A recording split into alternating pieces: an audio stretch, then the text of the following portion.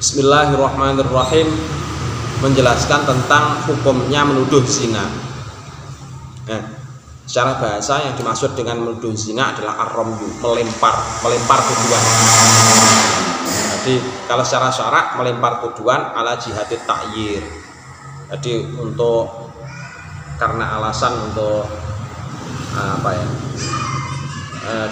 karena alasan untuk istilahnya membuka aib. Ta'yir itu membuka aib.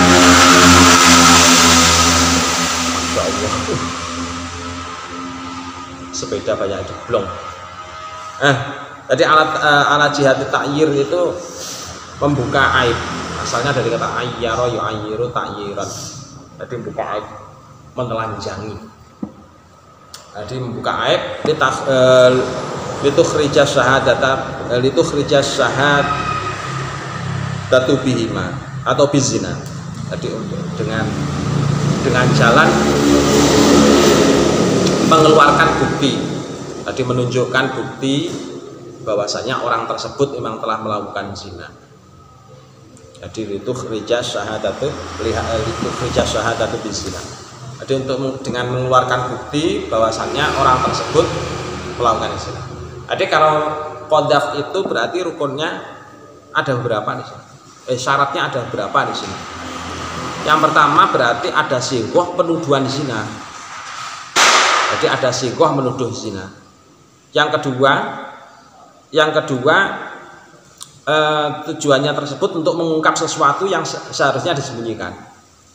Berarti kalau misalkan kok tidak dilawan, tuduhan tersebut tidak dilawan, maka orang tersebut, orang yang dituduh itu terkena had zina. Jadi terkena had zina. Kalau misalkan kok tidak dilawan. Yang ketiga, orang menuduh zina itu harus mendatangkan bukti. Jadi harus mendatangkan saksi di sini malah disebutkan bisyahadati, saksi. Saksi itu berbeda dengan bukti. Jadi saksi itu berbeda dengan bukti. Kalau bukti itu berarti bisa berupa barang. Tapi kalau saksi itu berarti harus berupa orang. Jadi kalau misalkan kita menuduh zina kok dengan menggunakan video itu berarti bukan saksi, tapi itu bukti. Jadi kalau namanya saksi itu berarti harus orang. Berarti harus orang. Artinya meskipun seseorang itu menuduh tahu dengan mata kepalanya sendiri bahwasanya ada orang lain itu sedang melakukan zina, tapi dia kok tidak punya saksi, maka dia bisa terkena had. Pihak penuduhnya itu bisa terkena had. Makanya harus hati-hati kalau bilang orang lain telah melakukan zina, harus hati-hati banget. Sebab bisa berbalik ke dirinya sendiri. Kalau nggak bisa mendatangkan saksi, bisa berbalik ke dirinya sendiri. Meskipun itu tahu betul bahwasannya orang yang dituduh itu memang betul-betul melakukan zina.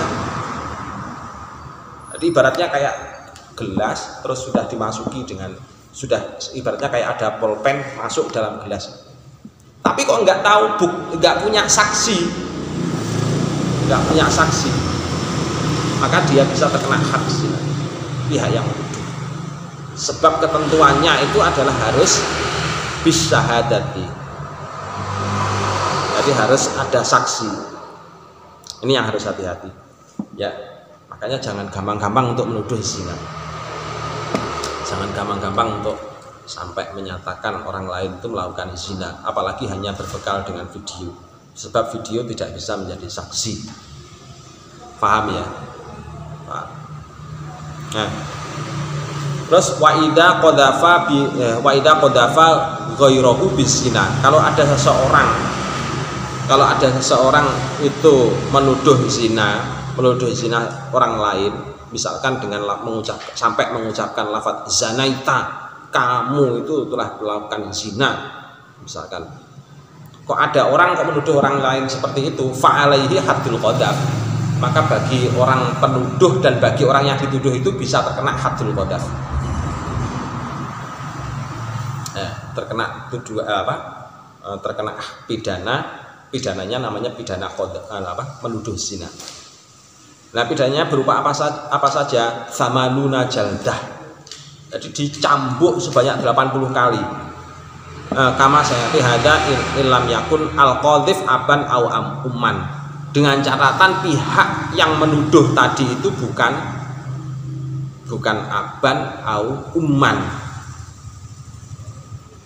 Jadi orang yang menuduh zina, dia tidak bisa mendatangkan saksi, maka dia yang terkena haddul qadhaf.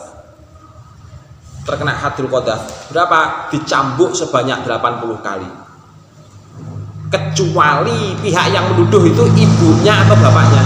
Nah, sudah beda lagi. Kalau yang menuduh pihak ibunya atau bapaknya, maka had seperti ini nggak berlaku. Had seperti ini nggak berlaku. Atau yang lebih atas, kakeknya, neneknya misalnya, maka had seperti ini nggak berlaku. Jadi nggak berlaku. Dalilnya mana? Wa'in alaya kama saya. Jadi meskipun ke atas. Nah, dengan jalan bagaimana? Kalau misalkan berlaku haddul qadhaf, ada berapa syarat? Ada syarat-syaratnya? Enggak ada. Syarat-syaratnya bisama niyati syaraito. Ada 8 syarat. Seorang menuduh zina itu bisa terjadi haddul qadhaf kalau memenuhi 8 syarat. Salah satun wa fi ba'din nusahi salatun minha. Jadi 3 syarat diantaranya. Kalau dalam kitab itu ada kalanya ditulis salah satun, ada kalanya ditulis salasun minha, ada ditulis salah satun minha, sama saja ya. Ini hanya perbedaan naskah. Jadi satun minha fil qadhifi, yang berlaku untuk qadhif. Untuk pihak qadhif. Qadhif itu pihak penuduh zina. Berlaku bagaimana? Wahwa ayyakuna balighon aqilan. Pihak qadhifnya orang yang baligh dan sekaligus orang yang berakal. Tidak peduli dirinya itu muslim atau non muslim, pokoknya harus memenuhi itu. Baligh dan berakal. Ya, terus fasobiyyu wal majnunu la yuhaddani bi qadhafihima syahson. Kalau pihak penuduhnya itu seorang yang majnun atau seorang sobi, maka tidak berlaku, sebab sobi dan al-majnun bukan ahli tasarruf. Nah, bukan ahli tasarruf. Jadi baginya tidak berlaku had zina. Ya. Jadi harus baligh dan harus berakal. Dua-dua ini syarat dua ini untuk berlaku untuk qadhif. Terus kemudian wa alla yakuna walidan lil maqdhuf. Yang menuduh bukan orang tua dari orang yang maqdhuf, tadi sudah. Falau qadzafal abu awil ummu wa in ala waladahu wa in safala la hadda alaihi. Kalau misalkan ada seorang kakek atau nenek atau bapak atau ibu dan terus ke atas menuduh anaknya telah melakukan perbuatan zina, anaknya atau cucunya dan lain sebagainya, kok dituduh telah melakukan zina, ya, telah melakukan zina, la hadda alaihi, maka bagi dua-duanya tadi itu bapak, ibu dan terus ke atas, dia tidak berhak untuk menerima had zina. Wa khamsun fil maqdufi wa huwa ayyakuna musliman balighon aqilan hurron afifan. Untuk yang 5 hal itu berlaku pada al-maqdhuf, pada orang yang dituduh.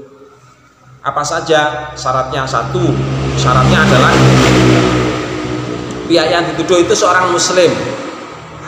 Kalau penuduhnya tadi tidak ada syarat muslim. Yang sekarang yang dituduh itu seorang muslim. Terus yang kedua seorang baligh.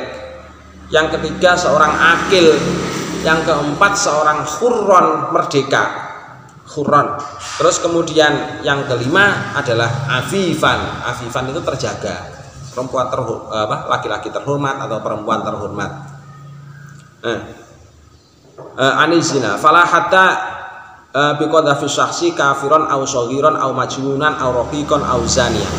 Jadi kalau yang dituduh zina itu merupakan seorang orang kafir atau orang anak kecil atau majnun atau raqiqon, yang dituduh loh ini. Yang dituduh kok raqiqon, terus kemudian ahli zina yang dituduh. Kalau ahli zina itu sudah otomatis, maka tidak berlaku yang namanya haddul qadzaf, tidak berlaku. Maka haddul qadzaf tidak berlaku. Terus kemudian wayaskutu nanti apa nih? Wa bihaddil khurri wa yuhaddul khurru al-qadhifu tsamanina jaldatan wa yuhaddul abdu arba'ina jaldatan. Kalau yang menuduh, jadi qadhifnya itu yang menuduh itu seorang yang merdeka. Jadi seorang yang merdeka tidak melihat statusnya apakah dia muslim atau tidak muslim. Ya. Untuk penuduhnya ini tidak memandang statusnya apakah dia muslim atau tidak muslim, asalkan dia kok menuduh zina, maka baginya itu terus. Sementara yang dituduh itu adalah seorang muslim, maka baginya itu berlaku yang namanya hadduz zina. Kalau nggak bisa mendatangkan saksi, berlaku hadduz zina. Kalau budak yang menuduh maka 40 jilid. Terus wayaskutu anil qadhifi haddul qadhafi bi thalathati asya'a. Bagi pihak penuduh bisa enggak gugur dari menerima hadduz zina? Bisa. Yang pertama adalah iqamatil bayyinati, dengan jalan mendirikan bukti atau saksi, mendatangkan bukti atau saksi. Nah, utamanya saksi tadi. Sawaun kana al-maklufu ajnabiyan au zaujatan, baik yang dituduh itu merupakan seorang perempuan lain atau istrinya sendiri, dia harus mendatangkan saksi. Jadi qomatil bayyinah. Terus wasani mazkurun fi qaulihi au afil qadhafi au afil maklufi. Yang kedua, dia bisa gugur dari hadduz zina kalau pihak penuduh itu memaafkan. Pihak yang dituduh itu memaafkan, maka langsung gugur. Jadi gugur hadduz zina anil qadhif. Wasalitsu mazkurun fi qaulihi awil li'ani fi haqqi zauja. Yang ketiga, kalau yang dituduh itu istrinya sendiri. Kalau yang dituduh telah melakukan zina itu istrinya sendiri, maka langsung harus berani melakukan li'an. Nuduh istrinya melakukan zina berarti harus berani untuk melakukan li'an. Li'an tempo hari sudah disampaikan. Jadi mengumpulkan jamaah masjid, dilakukan di masjid, terus dilakukan di atas mimbar, ada hakim, terus kemudian melakukan tuduhan, saling melaknati antara suami dan istri bahwasanya istrinya itu telah melakukan zina.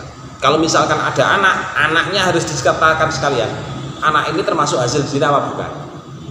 Harus disampaikan sekalian. Itu kalau nggak bisa tidak bisa mendatangkan saksi, dan itu berlaku pada istri, pada ikatan suami istri. Tapi kalau untuk orang lain, untuk ajnabiyah maka harus mendatangkan saksi yang utama. Ya, itu terus yang itu ya sudah ya cukup. Jadi ada haddul qadhafi, menuduh zina itu bisa berlaku kepada siapa saja, termasuk li'an. Li'an itu pada dasarnya juga tuduhan zina. Jadi wajib untuk mendatangkan bukti. Terus kalimat tuduhannya itu juga harus disampaikan secara sharih. Kalau secara kinayah maka nggak diterima. Harus secara sharih. Kuliah enggak kuliah. Jam berapa ini?